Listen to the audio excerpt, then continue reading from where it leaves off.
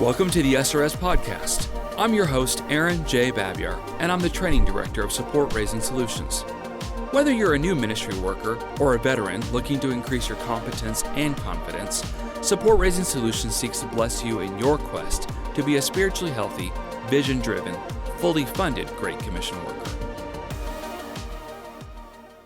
My guest today is Jenn Fortner. Jenn is an old friend, and she does financial partnership development with Eurasia, and she is just an awesome person. She has her own blog, and you can go to jennfortner.com to read more about that, JENNFORTNER.com. So there we go. We got that out of the way, Jenn. I have sufficiently pumped up some of the great information you put out, but let's just talk right now. Hello, my friend. How are you today? I'm so good. How are you, Aaron?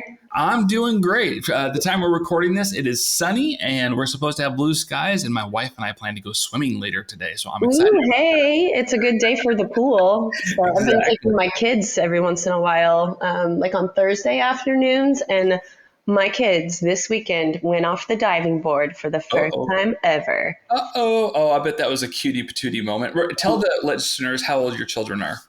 I have a 3-year-old named Merrick, and I have a 4-year-old named Sloan. So they're about 14 months apart.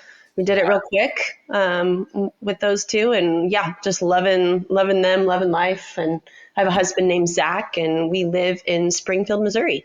Yeah. Now, hey, I know that we don't usually promote like non-ministry stuff, but we got to promote y'all's business. Zach, for a long time, he has a family business that he kind of inherited, but I know he works really hard. Go ahead and give that a quick promo. Yeah. So what we do in Springfield, we've got a local non-dairy vegan, I wouldn't call it ice cream, but let's just call it summer treat called Pineapple Whip. Yeah. And that started in 1974 here in the Ozark Empire State Fairgrounds. And then we kind of went into 4 locations here in Springfield, Missouri. And it is highly beloved, highly sought out.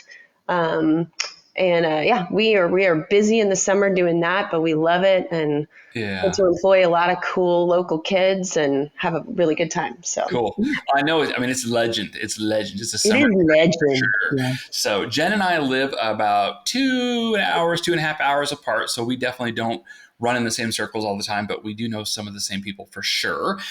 Sure. Jenn, you were a fully funded missionary yourself for quite a while. And then at one point, Eurasia said, hey, would you start coaching with us? And of course, you moved and you got married and had kids, all good stuff like that. But you still do coaching with Eurasia World Missions. And somewhere in there, you and I became buddies. And I just realized you are a person of wisdom, knowledge, and understanding when it comes to the support raising game. And it's not a game, but you know what I mean. So that's why I love to bring you on now and then, because you just have a fresh perspective and you coach a lot of leaders, don't you? I do, yeah. I work with Assemblies of God, World Missions, and I teach our missionaries how to raise their money from the very genesis, the day they get approved, and all the way until they get to overseas and wherever they're going on their missions journey. And I kind of take the newbies, the ones that have never done it before, don't know what they're doing, and I kind of train them up and then coach them up and walk with them through that journey, and I love it. So very cool. And you've been good enough to do, I know, some support raising coaching with me through Exago Ministries, which that's kind of my primary ministry, vehicle, so to speak. But Exago, of course, lends me to Support Raising Solutions, and I get to train a lot of their boot camps. So yeah, you and I, we just kind of run in some of the same circles, even though I think physically we've only been in the same room maybe a half dozen times in the last 5 years. But, we're buddies though. I'm excited to hear your voice today because it's been a while, Aaron. It has been a while. COVID kind of messed us up, didn't it? Well, as we get into our topic, this is one of those topics that just never goes away, especially for people that are first raising, their primary support. But I think it's even true for people that they're fully funded or they have been fully funded at one point, and then for whatever reasons, maybe their ministry is successful and they need to raise some more support, or maybe they've lost a handful of supporters and they need to raise more support. But at the end of the day, they need to refocus and give some time to their support team, and they might need to raise some more partners up that are going to pray and give. And yet, even though they've maybe even been successful quote unquote, successful before, it just seems like a daunting task. And so, Jenn, please talk with me today about this idea of not giving up, because it's so easy for people to give up, isn't it? Oh my gosh, yes. And that's the whole reason, actually, Aaron. I think we've talked about this a little bit, but that's really the whole reason why my heart really started getting into support raising, because I saw so many good people that were called by God to be in ministry full time for the long haul, um, quitting, or and it was like a slow sort of thing with the ministry that I worked with prior. It was like every once in a while I would see somebody like need to pick up a part-time job, and then that part-time job would become a full-time job, and then all of Mhm. a sudden their responsibilities and duties with their ministry became less and less until they weren't on full-time staff anymore, and Yeah. then they were sort of going in a different direction. And not that working in the secular world or whatever is a bad thing, but I saw the calling on their life and the sort of dichotomy between trying to do both things, Yeah. because they didn't have the right training, or because they were weary, or because they Mhm. were frustrated, or whatever, for whatever reason. It's really easy sometimes to say, this is too hard, I don't want to do it anymore. Yes. But then there's that thing in our hearts that is like, is that God? Is that me? Is that just frustration? Right. And if you're here today and you're sort of going through that time where you're kind of thinking, maybe I'm throwing in the towel, like, think about it not so much about a support raising thing, but think about it as what God is calling you to do. What is He asking you to do? And is that geared towards your motivation for things to be easier, or is it because He's really calling you in a different direction? And, Yes. I find so often that people are, they get weary, they grow tired.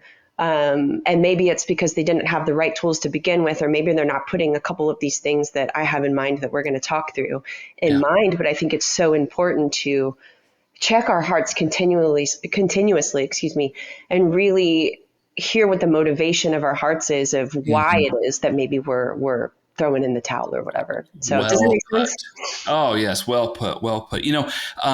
I love how you explain stuff so well, Jenn. And I tend to kind of summarize things a little bit, sometimes a little bit too quick of sound bites. Like it can Uh-huh. kind of offend people a little bit, but also gets right down to it. And so one of those things that I know I have said more than once that some people have really appreciated, and some people kind of stepped on their toes. So I'm going to apologize in advance for for this for some people. But if your ministry is something that you kind of get around to when you have time, has it become a little bit of a ministry habit versus a ministry vocation?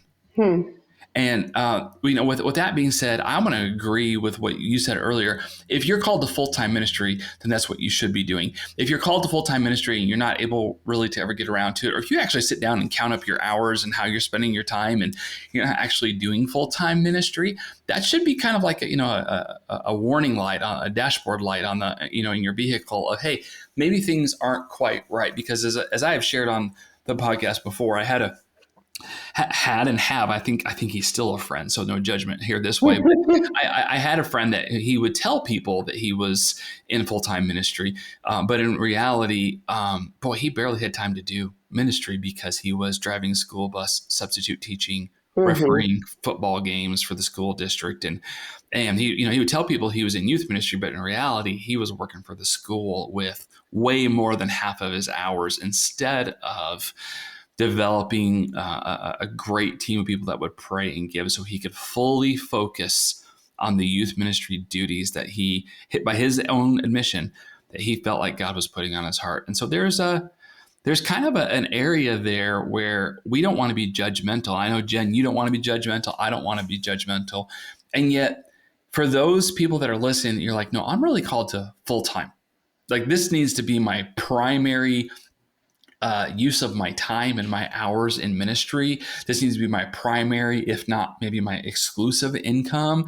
That's really the people that I think this topic we really want to talk to, because Right.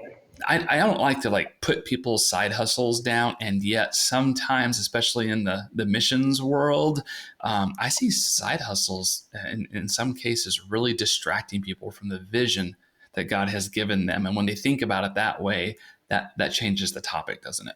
Right. Yeah. And yeah, there's nothing wrong, exactly. And well said, because there's nothing wrong with bivocational ministry if that's what, and you're walking in what God's called you to do. Absolutely. Um, Correct. but yeah, that calling to full-time work in ministry. And if we're just negating it because it's too hard to raise support, well, that's a whole other thing. That's a whole other So, thing. And we are here to help today. So, mhm.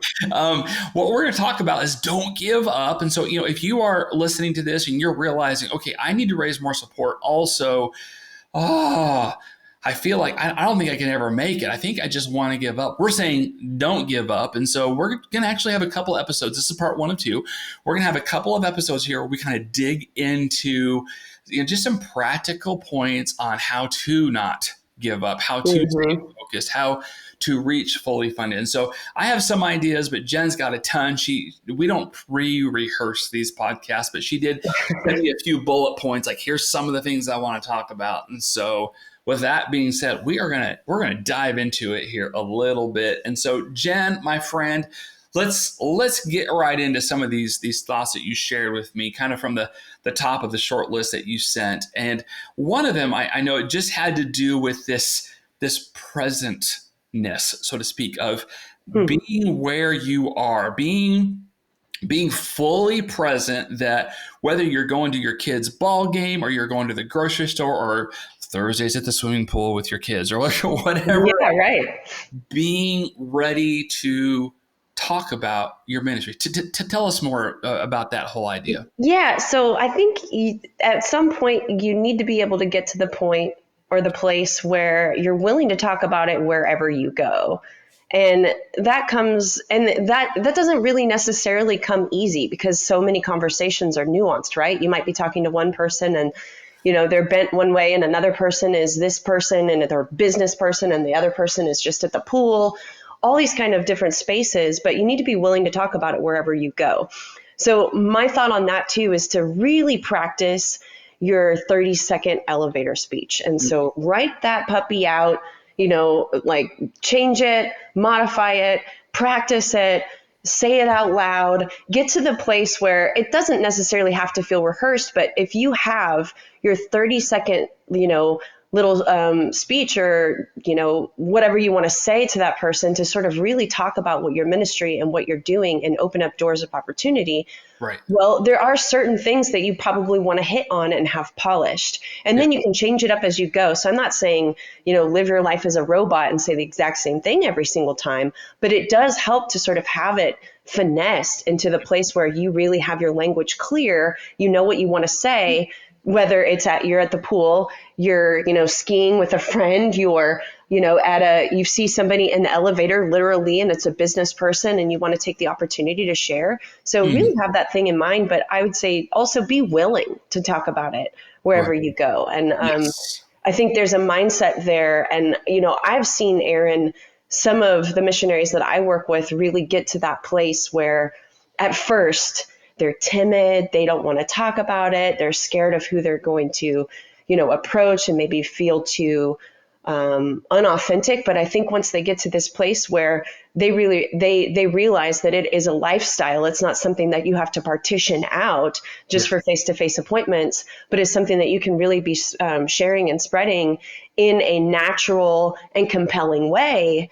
It changes the game for that person because now they're not so much afraid to share what they're doing, to share their need, to share their ministry and their passion for it, but Yeah. it becomes somewhat of a lifestyle. And I think there's a shift between I do this when I have to versus this is a lifestyle and ministry is a lifestyle. Totally. Totally. Okay. So you said two things in there. I think are gold.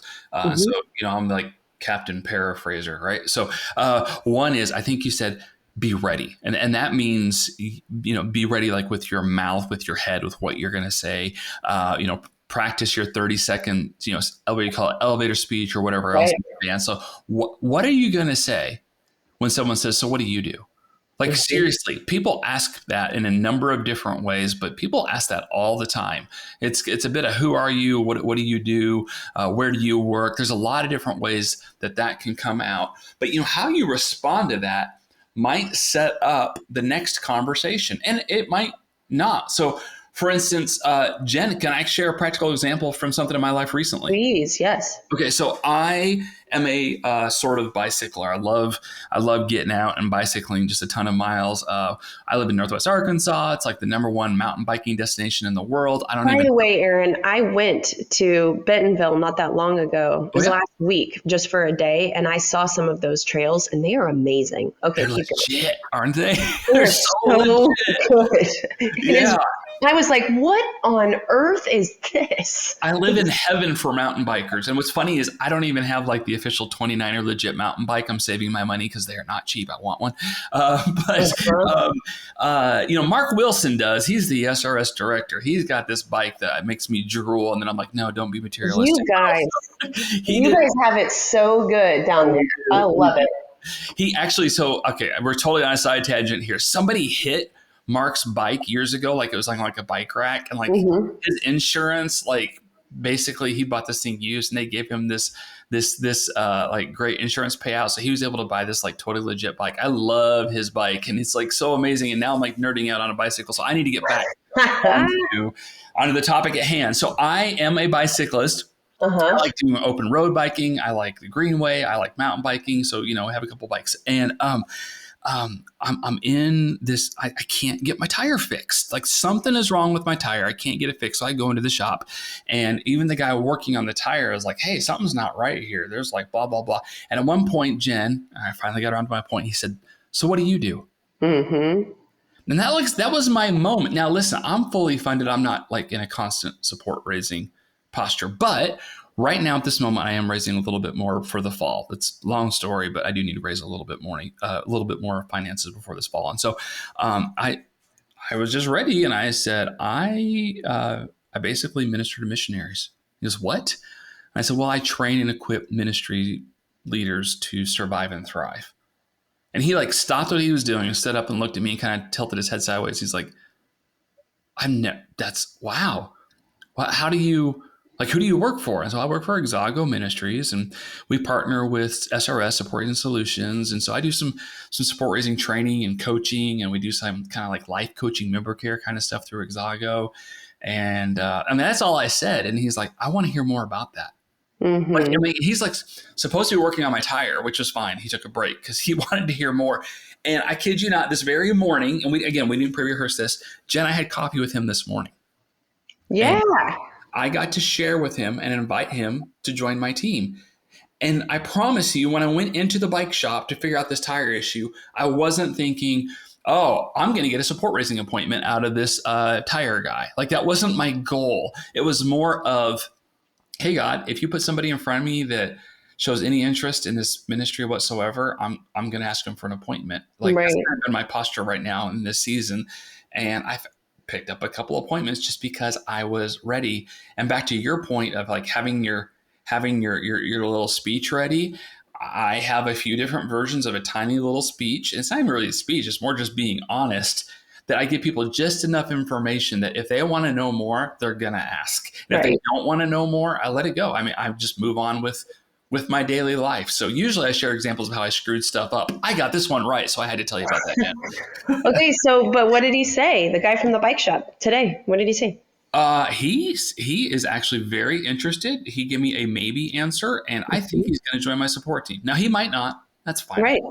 That's fine. But he was very intrigued. He had done some stuff with missions actually in his life, and he'd been asking a lot of questions about how he can get more involved with missions, even though he isn't currently going to be a vocational missionary. And I think even if it ends up being, from a maybe, if he goes to no, I think it was time well spent. I got to kind of just pour into a young man that really loves Jesus and has been pondering how God's economy works with missions. And it was a great use of my time, whether he joins my team or not. So And that's what I'm saying too, Aaron, is that it's a lifestyle. And yeah, you mentioned something. You said, yeah, I've got to raise a little bit more support for the fall.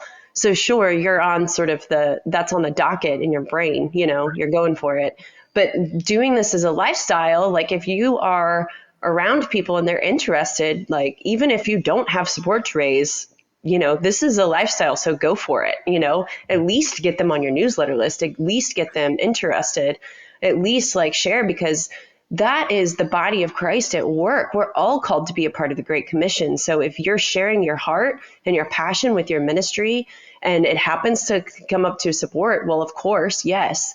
But I guarantee you the people that are healthily funded are doing this on a regular basis and making those connections, even if they're introverted, right? Yep. So Yep. I'd say the last point to that too is just making sure that if you are, make sure that you're prepared in the sense that if you have your materials in front of you, that's really important too. So if you've got something like, a prayer card or some sort of brochure, that needs to be incorporated as well. Right. So. Right. Now, I'm going to say this as just as a warning for people, though. When somebody asks you like what you're doing, have your 30-second speech or whatever ready, but that is not the time to actually give your support raising presentation. Yes, right. And so we get into that quite a bit in the SRS boot camps. I am a huge advocate of people going through the SRS boot camp because I really messed this one up. If somebody asked about my ministry, I used to launch into this like 20-minute meeting that I didn't actually have social permission for and all that kind of stuff. So Jenn and I are definitely not saying you need to be ready to give your whole presentation. Boy, are we not like saying that in the moment, but we are saying, hey, be ready to tell people what you do in a simple, short, concise, compelling way that if they want more information, you can set up an appointment for later on. Please don't try and do it in the moment. I have so many stories of failing that and trying to do this quick thing that just, I didn't have the social permission.